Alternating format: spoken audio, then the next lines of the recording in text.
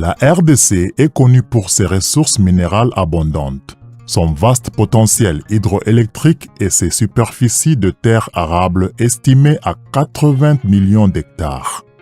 Près de la moitié des réserves mondiales de cobalt et le quart de toutes les réserves de diamants se trouvent en RDC. Malgré ces ressources naturelles enviables, le bilan de RDC en matière de développement humain et économique est parmi les derniers au monde. Plus de 70% de la population vit dans l'extrême pauvreté. Si le pays reste sur sa trajectoire de développement actuelle, le revenu moyen en 2050 sera probablement le même que sa valeur dans les années 1970. Malgré son énorme potentiel agricole, la RDC n'est pas encore en mesure de produire suffisamment de nourriture pour sa population et la malnutrition y est répandue. L'énorme déficit en infrastructures constitue un obstacle majeur à la réalisation de l'immense potentiel agro-industriel et minier du pays. Les exportations sont peu diversifiées et se composent presque exclusivement de produits primaires soumis à la volatilité des prix sur le marché international. La mauvaise gouvernance, la corruption et les conflits freinent le progrès économique de la RDC.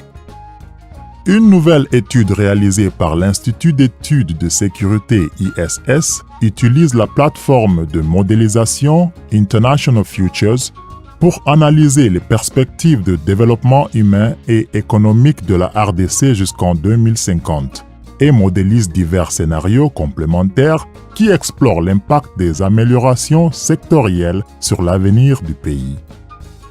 Les analyses et les prévisions issues de cette étude suggèrent que pour projeter la RDC sur le sentier de croissance durable et inclusif, le gouvernement devrait 1. Promouvoir la bonne gouvernance et accélérer la décentralisation pour stimuler le développement local. 2. Améliorer la gestion des finances publiques en luttant contre la corruption et en augmentant le recouvrement des recettes nationales.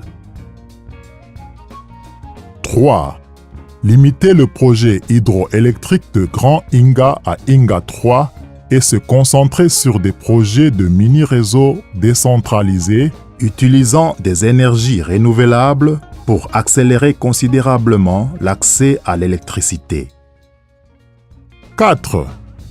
Utiliser les nouvelles technologies pour trouver des solutions innovantes pour améliorer la fourniture de services de base tels que l'eau potable et l'assainissement. 5. Améliorer la qualité et la quantité de l'éducation ainsi que la qualité du système de santé et l'accès à des soins de santé à des coûts réduits. 6. Améliorer l'éducation des femmes, l'accès et l'utilisation des méthodes modernes de planification familiale pour ralentir la croissance démographique rapide. 7. Accroître la production agricole en investissant dans des semences améliorées, des engrais et d'autres technologies agricoles plus productives. Cette politique devrait s'accompagner de réformes foncières consensuelles pour résoudre les conflits fonciers et protéger les droits des agriculteurs vulnérables. 8. Stimuler la transformation économique en améliorant le climat des affaires pour encourager les investissements privés non miniers, en particulier dans le secteur manufacturier. Rien de tout cela n'est possible sans réforme politique. Les dispositions constitutionnelles du 2006 sur le transfert effectif des pouvoirs aux provinces doivent être mises en œuvre. Le rapport complet peut être consulté sur le site web de l'ISS à www.issafrica.org.